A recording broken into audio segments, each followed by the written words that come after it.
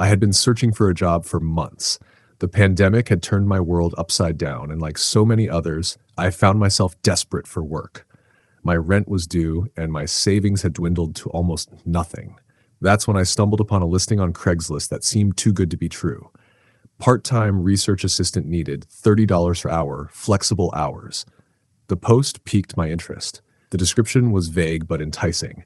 Must be willing to work in a secluded environment. Pay will be delivered weekly. There was no phone number, just an email address that led to an anonymous Gmail account. After hesitating for a moment, I hit reply and sent a short message, not expecting much. To my surprise, I received a response within minutes. The sender, who identified themselves as Mr. Hawthorne, provided me with a meeting location and the promise of further details. The meeting was set for the following evening at an old library just outside town. I didn't recognize the name of the library, but it wasn't too far away and was desperate. When I arrived at the library, the setting was eerily beautiful. The building loomed large against the darkening sky, its once bright facade now dulled by years of neglect. The faint sound of rustling leaves and the cool breeze made me shiver. My phone buzzed with a new message from Mr. Hawthorne. "I'm inside. Please come in." The door creaked open as I stepped inside. The air was stale, and the musty smell of old books surrounded me. Dim light flickered from a lone bulb hanging from the ceiling. I called out, but my voice echoed back to me, swallowed by the shadows. There was no response. I took a deep breath and walked deeper into the library. I followed the sound of soft whispers that seemed to drift from the back of the building. As I turned the corner, I was startled to find a long wooden table littered with stacks of yellowed papers and old books. A single figure sat at the far end, obscured by shadows. "Mr. Hawthorne?" I ventured, my voice trembling slightly. The figure slowly turned, revealing a gaunt face framed by wild hair.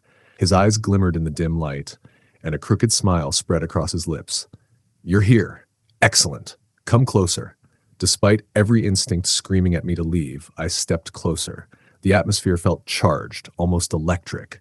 "What is this job about?" I asked, trying to keep my voice steady. "It's simple," he replied, gesturing to the papers. "I need someone to help me research local legends and ghost stories. You'll be compensated handsomely for your time." I frowned. Ghost stories? It sounded absurd, but the promise of easy money was too tempting to resist. "All right, what do I need to do?" He explained that I would have to spend a few nights in the library, poring over old newspapers and records. There were whispers of a long-buried secret within the town, a story that had never been told. Intrigued, I agreed. That night, I stayed late, absorbed in the task. Hours passed, and I was deep into an article about the library's tragic past when I felt a chill creep down my spine. The temperature dropped suddenly, and a faint whisper floated through the air. It was hard to make out, but it sounded like someone crying. "Is someone there?" I called out, but only silence answered. My heart raced. I shook off the feeling and returned to my research. But the whispers persisted, growing louder and more insistent. "Help me, please." I gripped the edge of the table, my palms sweaty. I had to be imagining it. It was just my nerves, I thought, just the old building settling. But deep down, I knew something was wrong. As the clock ticked past midnight, I decided to take a break. I stepped outside for some fresh air, hoping it would calm my racing heart. The night was thick with fog, and the moon hung low, casting an eerie glow over the empty parking lot. I glanced back at the library and felt a sudden pull, a desire to return. Inside, I found everything as I had left it.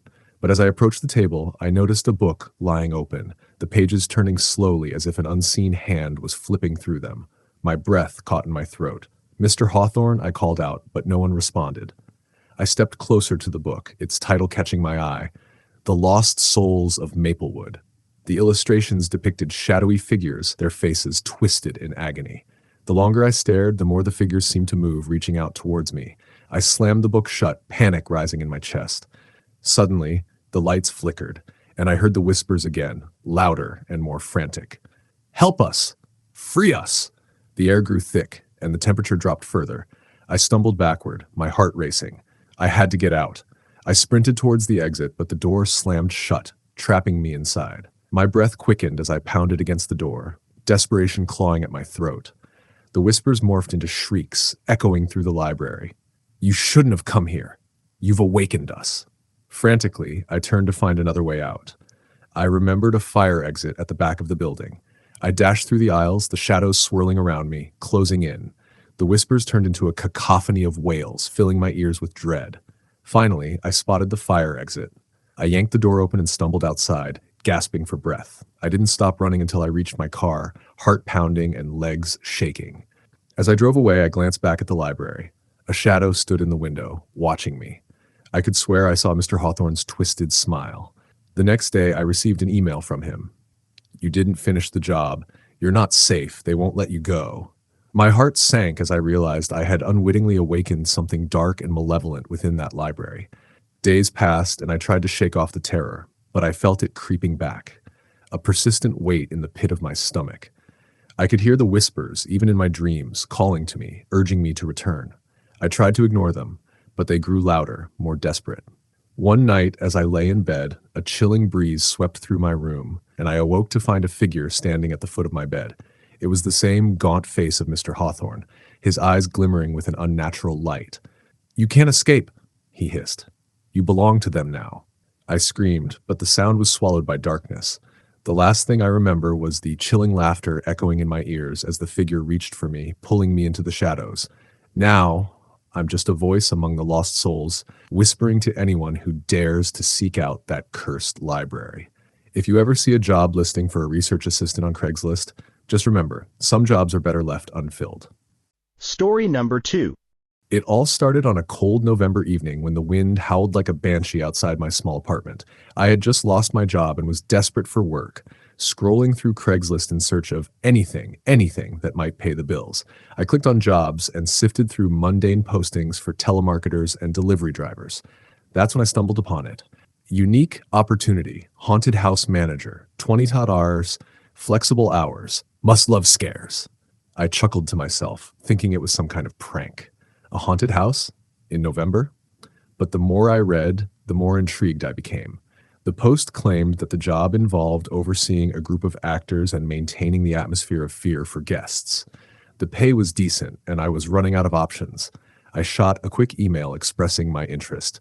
To my surprise, I received a response almost instantly. "Meet me at 7 p.m. tomorrow at the old Hawthorne Manor. Don't be late." The address sent chills down my spine. The Hawthorne Manor had a dark reputation in our town, known for its tragic history. A fire had burned it down years ago, killing several residents. Legends claimed that their spirits still roamed the grounds, but I brushed those thoughts aside. I needed this job. The next evening, I arrived at the manor. It loomed over me like a ghostly giant, its windows cracked and dark, its exterior peeling and decayed. I stepped inside, the creaking door sounding like a warning. The air was thick with dust, and I could barely see in the dim light. "Hello?" I called out, my voice echoing the vast emptiness. A figure emerged from the shadows, a tall man dressed in black, his face obscured by a hood. He extended a hand, his grip cold as ice. "Welcome. I'm Vincent. You must be here for the job." "Yeah, I'm here," I replied, trying to mask my unease. Vincent explained that the haunted house would open for a few weekends leading up to Halloween. My role would be to manage the staff, ensure everything ran smoothly, and provide a terrifying experience for the guests. "It's going to be unforgettable," he said with a chilling smile. As I prepared for the job, I felt a strange energy surrounding the manor.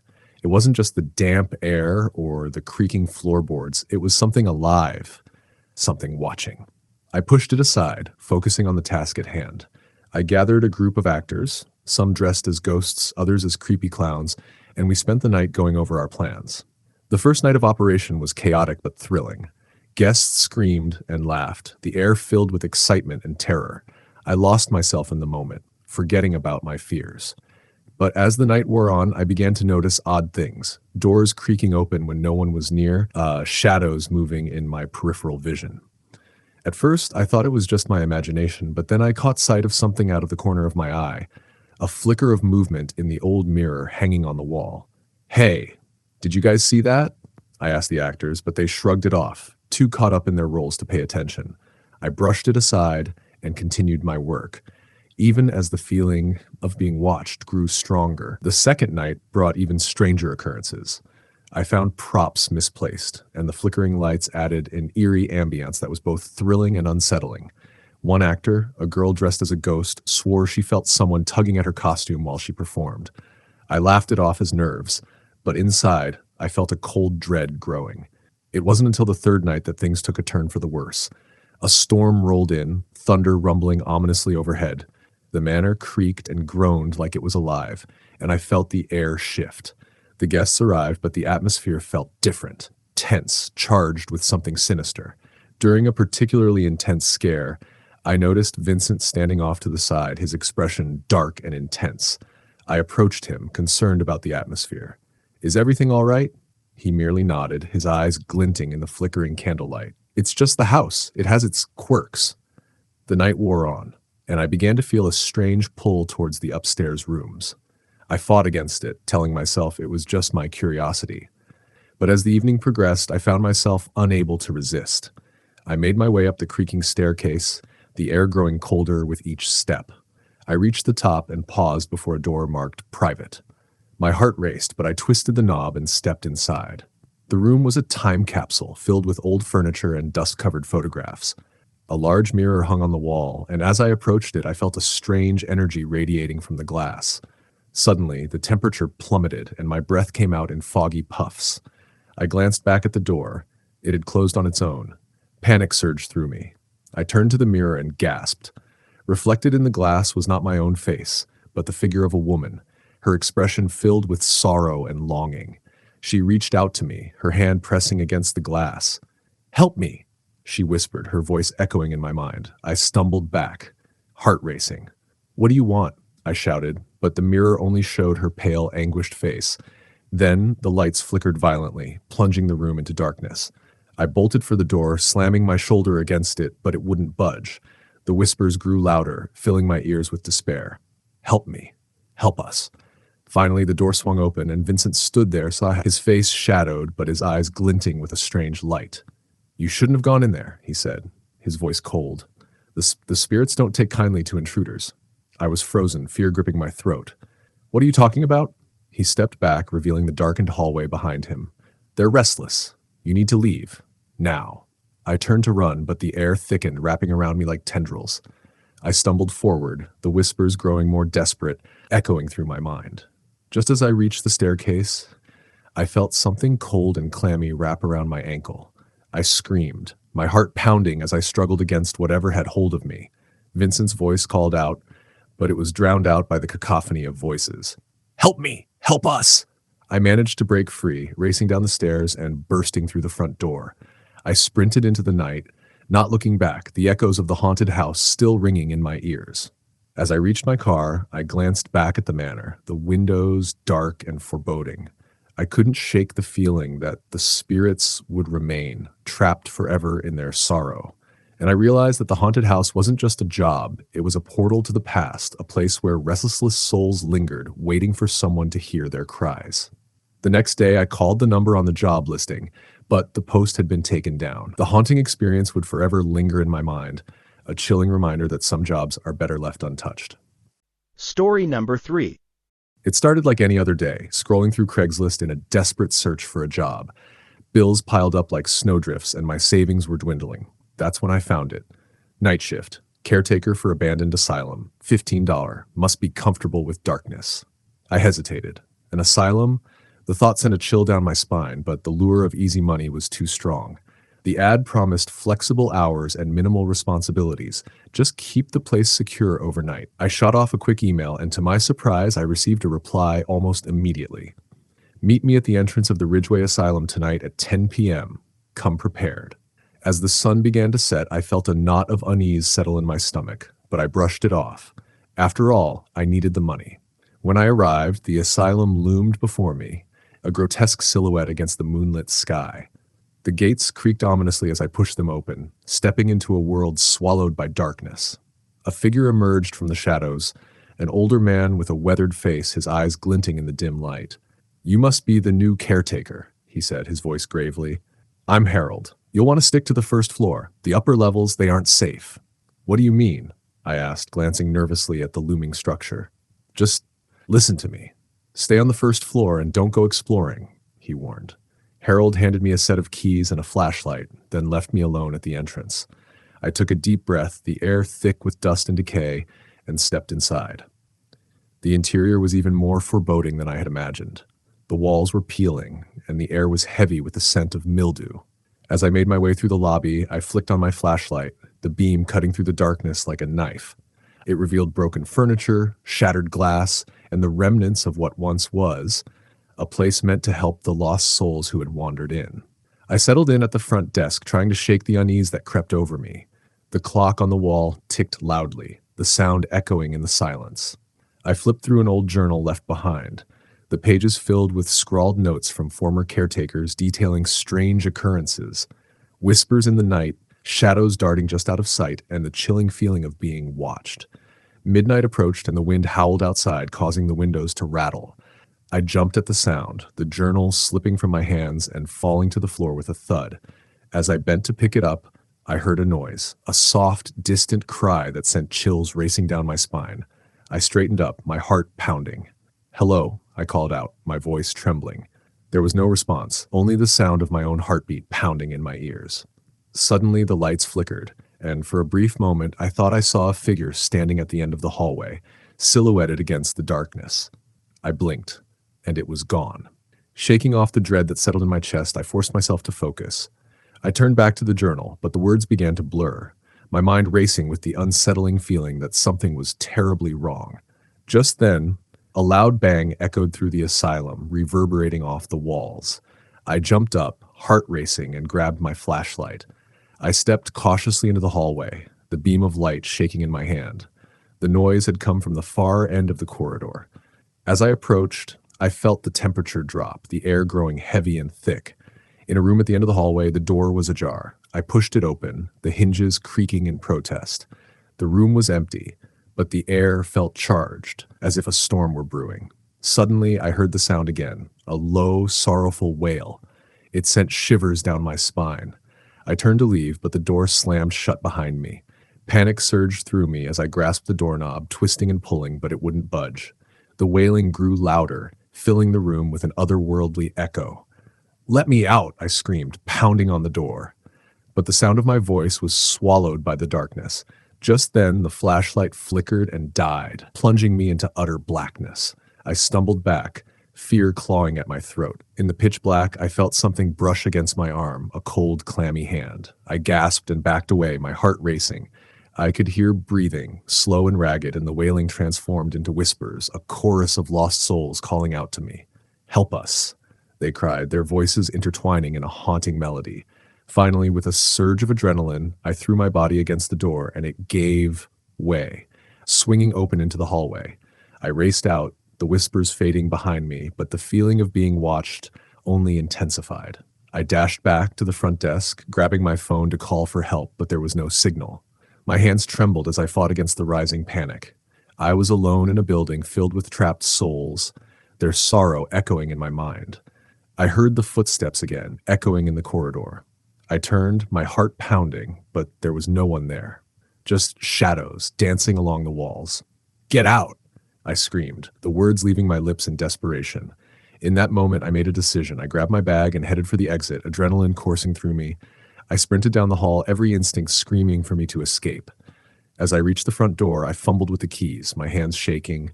Just as I got it open, I heard a voice behind me, a soft, sorrowful whisper that froze me in place. "Stay with us." I didn't look back. I threw myself out the door and into the night, the cool air hitting me like a slap. I ran to my car, not daring to stop until I was safely inside, the engine roaring to life. As I drove away from the asylum, I could still feel their eyes on me, their cries echoing in my mind. I never went back. The job I thought would save me nearly cost me my sanity. Weeks later, I received a text from the Craigslist ad. "We're still waiting for you." I deleted it without a second thought. The memory of that night forever etched in my mind, a chilling reminder that some places are best left undisturbed. Story the end. Story number 4. When I first saw the Craigslist ad, I thought it was a joke. Housekeeper needed for historic Oakwood Manor, $500 a week, room and board included. The post was from an anonymous user, and the description was vague, filled with cliches about hard work and paying attention to detail.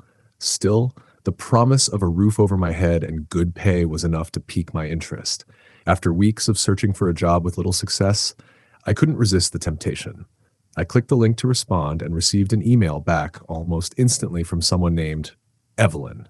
She instructed me to meet her at the manor for an interview the following day. The directions were simple. Just follow the winding road past the old cemetery until I saw the imposing structure nestled in the woods. As I drove to the manor, my excitement was mingled with apprehension.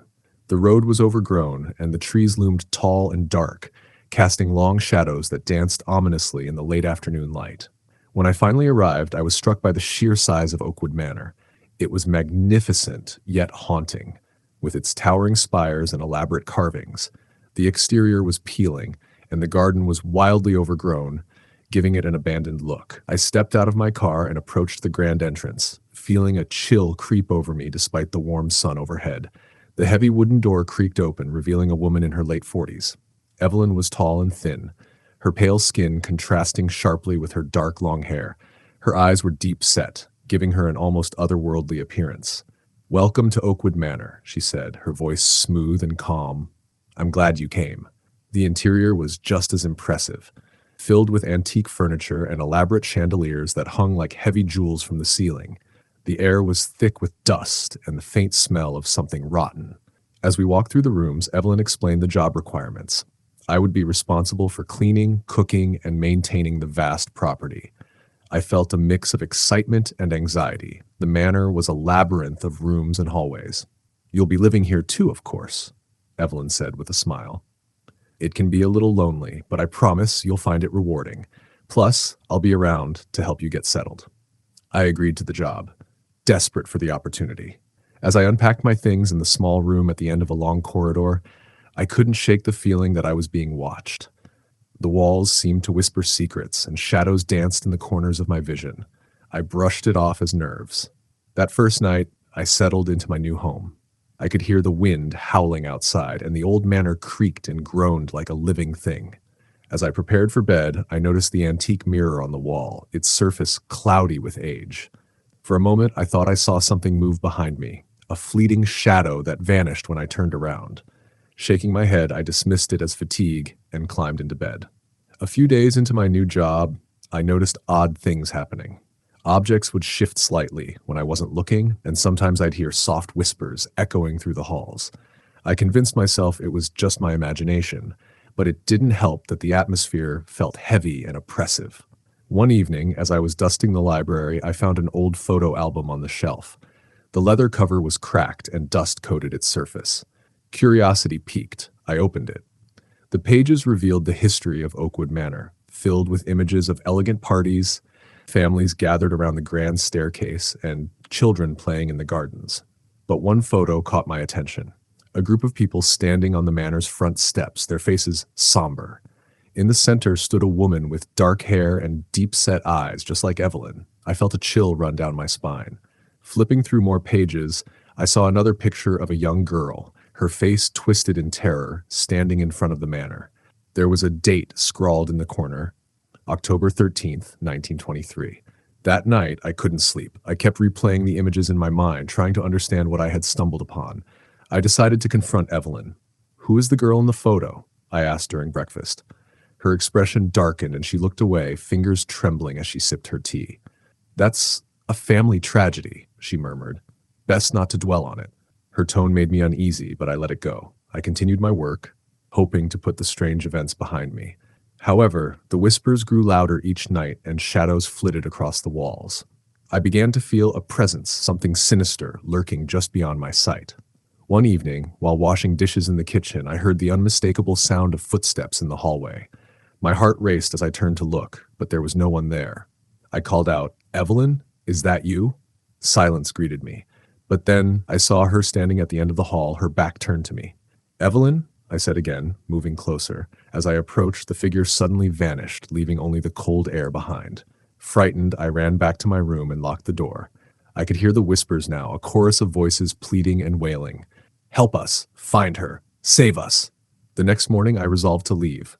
But before I could pack, Evelyn knocked on my door, her voice calm yet insistent. "I know you've been feeling uneasy, but trust me, it's all in your head. Just give it time. You'll grow to love this place." I wanted to believe her, but the darkness in her eyes said otherwise. I hesitated, but decided to stay for one more night, hoping that it would be better. That night, as I lay in bed, the whispers returned, more frantic than ever. I covered my ears, but it only grew louder. Suddenly, I heard a soft knocking on my door. Please, a voice called, barely audible. Help me. Find me. Terrified, I slowly opened the door, and the hallway was empty. The whispers intensified, pulling me toward the library. I felt compelled to follow. As I entered the room, I noticed the old photo album had been left open on the table. The page showing the girl was turned again, but now another picture had appeared, a drawing of the girl standing in front of the manor, crying. Suddenly, I heard Evelyn behind me. You shouldn't have come here, she whispered, her voice a chilling echo. I turned, but she was no longer the calm woman I had met. Her face twisted into a mask of rage and sorrow. You're not supposed to know. In that moment, the lights flickered and went out, plunging the room into darkness. I felt a cold hand grasp my arm, pulling me toward the wall. The whispers morphed into screams, and I was surrounded by apparitions, faces of those who had once lived and died within these walls. They were trapped, unable to move on, and I had unknowingly awakened their torment. Help us, they cried, their voices a cacophony of despair. Help us find her! Panicking, I tore myself free from the ghostly grasp and stumbled back, knocking over furniture as I fled. I dashed down the hall, frantically searching for a way out. The manor felt like a maze, shifting and twisting with every turn. Finally, I reached the front door. I threw it open, but a figure blocked my path. It was Evelyn, her face pale and haunting. You can't leave, she said, her voice echoing with 1,000 whispers. You must stay and help us. I pushed past her, sprinting into the night. I could hear the voices calling after me, begging for help. The weight of their despair clung to me as I dashed to my car and sped away, heart pounding in my chest. I never returned to Oakwood Manor, but the whispers have followed me ever since. They haunt my dreams, a reminder of the souls trapped within those walls, eternally searching for a way out. If you ever come across a job posting for a housekeeper at Oakwood Manor, heed my warning. Some places are better left untouched. Story the end. Story number 5. It was a cold and dreary Tuesday when I found the ad on Craigslist. Help wanted, basement cleaner, $100 for a day's work. Must be comfortable with darkness. I'd been job hunting for weeks with no luck, so the prospect of easy cash pulled me in like a moth to a flame. My rent was due, and I had a stack of bills that loomed larger than my bank account. Without thinking twice, I sent an email expressing my interest. To my surprise, I received a response almost instantly. Meet me at the old Turner Estate tomorrow at noon. Bring gloves and a strong flashlight. The Turner Estate was infamous in our town. The decrepit mansion had stood empty for decades, draped in shadows and whispered about in dark corners. People said it was haunted by the spirits of the Turner family, who had mysteriously vanished one stormy night. My heart raced at the thought, but the lure of quick cash outweighed my apprehensions. The next day, I found myself standing in front of the mansion, its Gothic features looming ominously against the overcast sky. I took a deep breath and walked up the creaking steps to the door, which swung open with a chilling groan. Inside, the air was stale and thick with dust. I called out, "Hello?" but only the sound of my voice echoed back. I stepped cautiously through the foyer, my flashlight cutting through the darkness, revealing peeling wallpaper and shattered furniture. Downstairs, a voice said suddenly, making me jump. A woman appeared, dressed in a long, tattered dress that seemed to blend with the shadows. I'm Alice. I'll be supervising you today. I blinked, confused. You work here? Something like that, she said cryptically, gesturing toward a staircase that spiraled into darkness. The basement needs a thorough cleaning. Are you ready? I swallowed hard, feeling a knot tighten in my stomach, but I nodded. Alice led the way down the creaky steps, her figure flickering in and out of the beam of my flashlight. The basement was colder than the rest of the house, the air thick with an unsettling energy. I could see cobwebs hanging from the ceiling like ominous drapes. As we reached the bottom, Alice gestured to the piles of old furniture and boxes strewn around the room. Just clear everything out and organize it. Don't open any boxes marked with red tape, she instructed, her eyes dark and serious. Why? I asked, curiosity getting the better of me. Just don't, she replied firmly, the weight of her words lingering in the air. I began my work, pulling on gloves and diving into the chaos. As I cleared away the dust-covered furniture, I couldn't shake the feeling that something was watching me. The silence was palpable, broken only by the sound of my movements. I glanced over at Alice, who stood silently in the corner, her expression unreadable. Hours passed as I sorted through the mess. I unearthed old photos, furniture that seemed to hold centuries of memories, and countless forgotten items. With each box I opened, I felt a strange pull, as if something in this house wanted to be found. Then I came across a box marked with red tape. "Don't open it," a voice echoed in my mind, but curiosity gnawed at me. I glanced over at Alice, who seemed lost in thought. My heart raced as I reached for the box, the tape crumbling under my fingers. I pried it open, and darkness spilled out. Inside lay an old, cracked mirror, its surface tarnished and dark. As I lifted it, a chill ran down my spine. The moment I gazed into the mirror, the world around me shifted.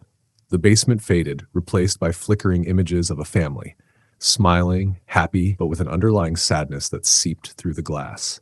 "Help us," the reflection whispered, voices intertwining like a haunting melody. I stumbled back, dropping the mirror, and it shattered against the floor, shards scattering like fallen stars. Alice gasped, her eyes wide with fear. "You shouldn't have done that," she cried. "Why? What was that?" I stammered, my heart racing. "Those were the Turners," she said, her voice trembling. "They never left this place. You've disturbed something you shouldn't have." The air grew thick, and I felt an oppressive weight settle over me. The basement trembled as a cold breeze swept through, extinguishing my flashlight. Panic surged through me as shadows danced along the walls, whispering and beckoning. "Get out!" Alice yelled, her voice breaking the spell. I turned and ran, fumbling in the darkness, the echo of my footsteps drowning out the whispers. I rushed up the stairs, my heart pounding like a drum. The door at the top was closed, and I yanked it open, throwing myself into the hallway. I could feel the energy shifting behind me, a force pulling me back. "Leave!" Alice screamed, her voice echoing as I stumbled into the foyer. I sprinted for the front door, desperate to escape the suffocating presence that clung to me. With one last burst of adrenaline, I threw the door open and stumbled into the daylight. I didn't look back as I ran down the steps and into the safety of the street. My breath came in ragged gasps as I fled from the mansion, my heart racing with terror. I never returned to the Turner estate, and I certainly never contacted Alice again. The image of that cracked mirror haunted my dreams, the whispers of the Turner family echoing in my mind. I had crossed a line I couldn't uncross, and their cries for help would forever linger in the shadows. Months later, I received a message on my phone from an unknown number. "You opened the box. We need you to finish what you started." I deleted it without a second thought, my heart racing at the thought that the shadows of the Turner estate still lingered, waiting for someone to answer their call. Story the end. Story number 6. It was a bleak Wednesday afternoon when I stumbled upon the ad on Craigslist. "Seeking apprentice, dollmaker, $150 for a week's work. Must not be afraid of dolls." I couldn't help but chuckle. Who would be afraid of dolls? I had just moved to a new city, searching for a way to make some quick cash while I figured out my next steps. The allure of working with a dollmaker seemed quirky and interesting, so I sent an email expressing my interest, not thinking much of it. The next morning, I received a reply from a man named Mr. Hawthorne. "Meet me at my workshop at 2 p.m. Address below. Come prepared to work." As I made my way to the address, a chill ran down my spine. The workshop was located on the outskirts of town, in a rundown building that had seen better days.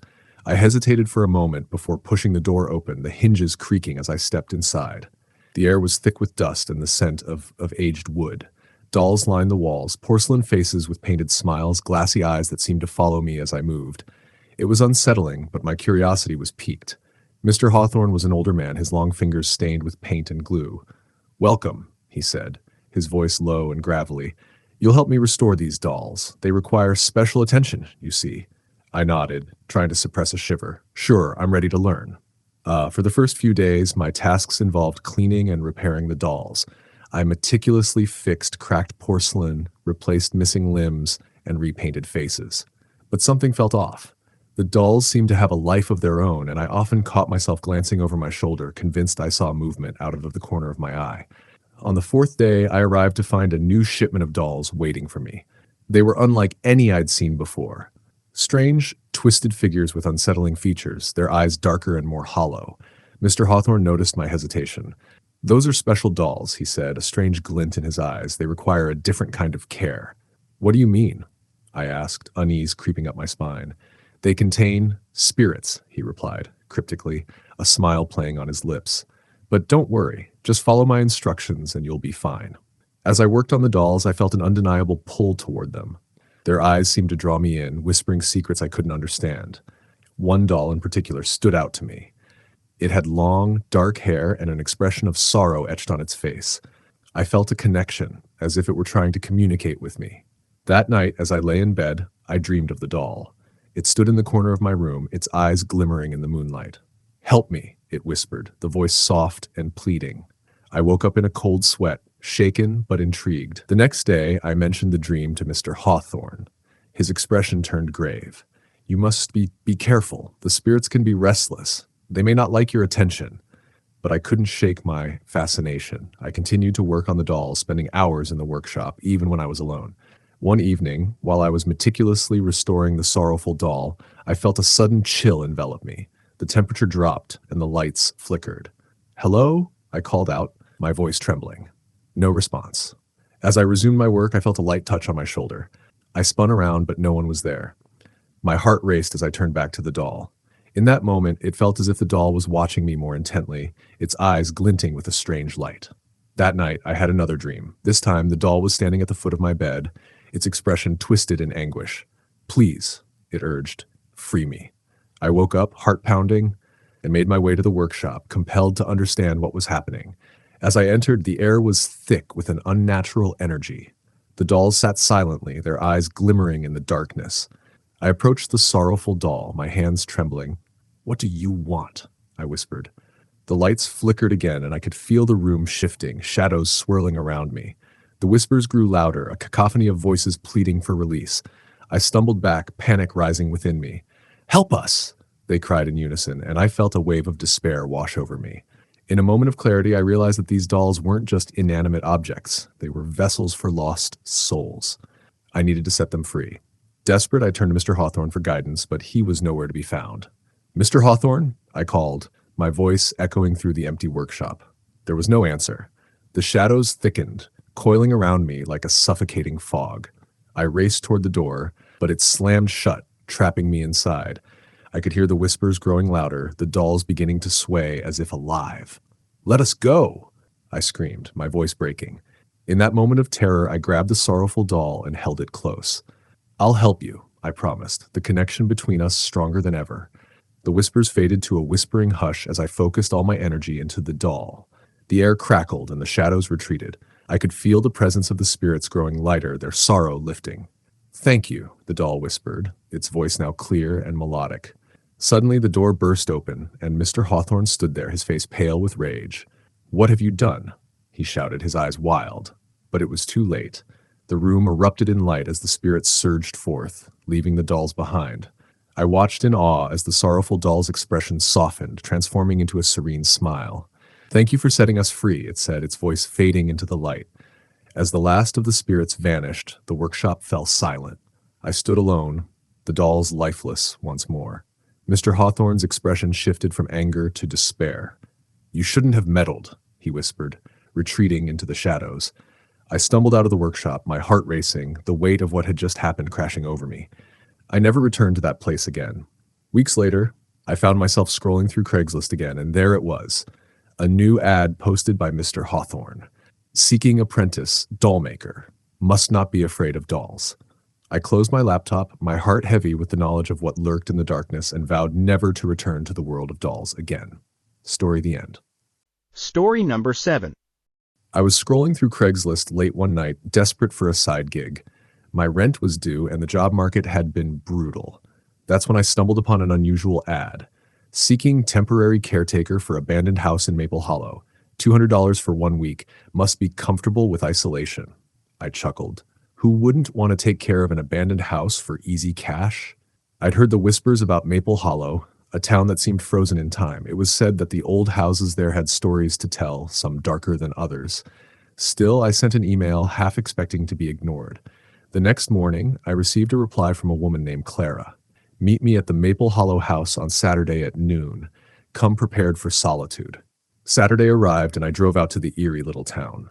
The sky was a dull gray, and a thick fog clung to the ground, making everything look otherworldly. As I pulled up to the house, my stomach twisted. It loomed ahead, a crumbling Victorian with chipped paint and overgrown weeds. Clara was waiting on the porch, her face pale and gaunt. "You must be the caretaker," she said, her voice barely above a whisper. "Yeah, I'm here to help." What do I need to do? I asked, trying to sound enthusiastic despite my rising unease. Just keep an eye on the house. I'll check in with you every few days, she replied. You'll be fine. Just don't go upstairs. Why not? I inquired, curiosity getting the better of me. Some things are better left undisturbed, Clara warned, her eyes darting nervously to the upper floors. I shrugged it off and agreed, not wanting to seem fearful. After all, I was here for the money. Clara handed me a set of keys and left, leaving me alone in the creaking house. As I explored, I found the rooms covered in dust and shadows. The atmosphere was heavy, as if the air itself were thick with secrets. A chill crawled up my spine, but I tried to focus on the task at hand. I swept the floors, dusted the furniture, and put away the random trinkets scattered around. But as night fell, the house transformed. The howling wind made the old structure groan, and strange sounds echoed through the halls. I couldn't shake the feeling that I was being watched. I settled into a dusty old armchair, trying to read a book I'd brought along. But the words swam in front of my eyes. A flickering candle on the mantel cast eerie shadows, and I found myself glancing toward the staircase. It was late when I finally decided to turn in for the night. I pulled the heavy quilt around me, trying to ignore the unsettling creaks of the house. Just as I began to drift off, I was jolted awake by a loud thump from the upper floor. My heart raced as I sat up, straining to listen. Another thump echoed, followed by a soft whisper. It sounded like a child's voice calling for help. I froze, caught in a web of fear and curiosity. Against my better judgment, I grabbed my flashlight and made my way toward the staircase. As I climbed the creaking steps, the whispers grew louder, swirling around me like a haunting melody. "Help me," the voice called, and I felt an overwhelming urge to follow it. I reached the landing and hesitated, the air growing colder. "Who's there?" I called out, my voice trembling. The whispers stopped, and I felt a chill creep down my spine. My flashlight flickered, illuminating a narrow hallway lined with old photographs. In one of the frames, a little girl stared back at me with wide, hollow eyes. She looked so sad, and an inexplicable sadness washed over me. I turned to leave, but felt something tug at my sleeve. I spun around, and there she was, the little girl from the photograph, standing at the end of the hall. Her dress was tattered, and her eyes glistened with unshed tears. "Please help me," she pleaded, her voice echoing in the stillness. "What do you need?" I asked, my heart racing. "Find me," she whispered, pointing toward a door at the end of the hall. It was ajar, a faint light spilling out from the crack. I felt an overwhelming compulsion to obey. I stepped toward the door, my heart pounding in my chest. Inside, I found a small, dusty room filled with old toys and forgotten memories. At the center of the room was a cracked mirror, reflecting a distorted image of the girl. As I approached, the mirror glimmered, and the whispers returned, louder this time. "Help me. Please." Suddenly, the room grew colder, and the girl's image flickered in and out. "You must free me," she cried, her voice now tinged with desperation. I reached for the mirror, my fingers brushing against the surface. "How?" I asked, fear gripping me. "Break it," she urged, her voice a haunting whisper. I hesitated, but the urgency in her voice compelled me. I picked up a nearby toy and hurled it at the mirror. It shattered with a deafening crash, shards scattering across the floor. A gust of wind swept through the room, and I stumbled back, shielding my eyes. When the wind settled, the girl was gone. But the room felt different. Lighter somehow, as if a heavy weight had been lifted. I backed away slowly, fear giving way to a sense of relief. As I turned to leave, I heard a soft giggle behind me. I spun around to find the girl standing in the doorway, her expression transformed into one of joy. "Thank you," she said, her voice bright and clear. Before I could respond, she faded into the air, leaving behind a sense of peace. I rushed back down the stairs, feeling an overwhelming sense of freedom in the house. The oppressive weight that had hung over it was gone. I returned to my room, heart racing, but exhilarated. I fell asleep easily, no longer haunted by whispers. The next morning, I awoke to bright sunlight flooding the room. I felt different, lighter. As I prepared to leave, I noticed a small doll sitting on the table, a perfect replica of the little girl I had met. I picked it up, a sense of warmth washing over me. I left the house that day, taking the doll with me as a reminder of the spirit I had freed. Clara arrived later, her eyes wide with shock as I recounted the night's events. "Maple Hollow has a way of keeping its secrets," she said, her expression unreadable. "But you did well. The house needed someone to break the cycle." I smiled, feeling a sense of accomplishment. As I drove away from Maple Hollow, I glanced back at the old house one last time. The little girl waved from the window, her face, beaming with joy. Story number 8. It was one of those long, dreary evenings when I was scrolling through Craigslist, searching for anything to pull me out of my financial slump. My eyes caught a peculiar ad. Help wanted. House sitter for historic manor. $250 for 1 week. Must be comfortable with unusual noises. My heart raced with curiosity. A week in a historic manor sounded both creepy and thrilling.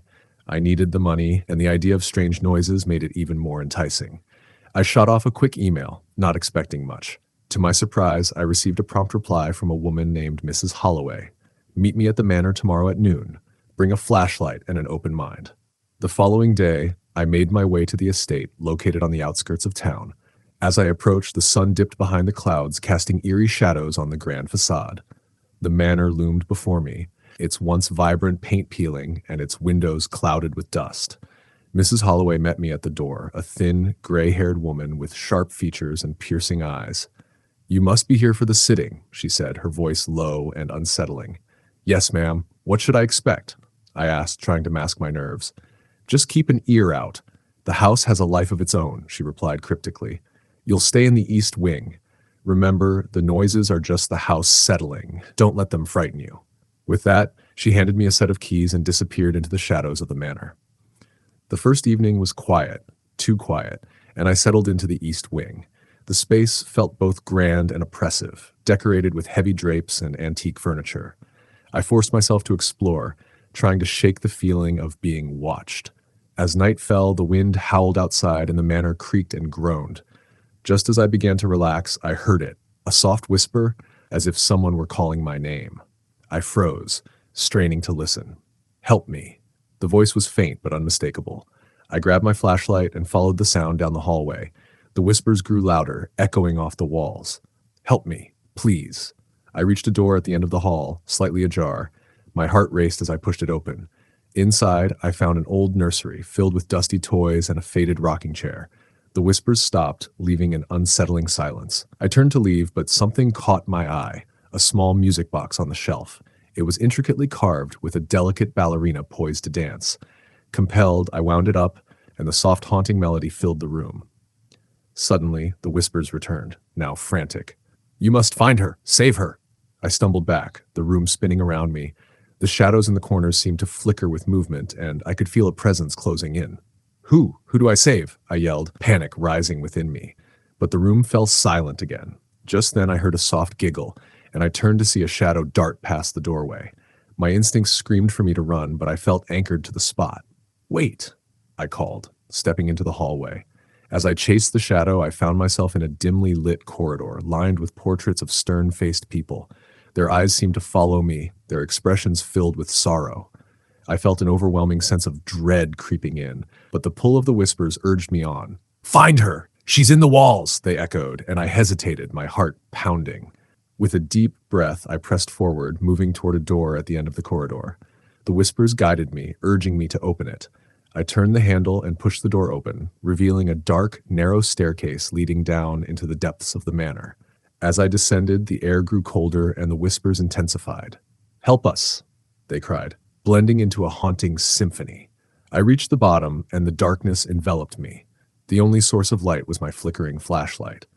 The cellar was musty, filled with old crates and forgotten relics. As I navigated the maze of shadows, I spotted a faint glow coming from a corner. I approached cautiously, and as I neared, I realized it was a small, ornate mirror.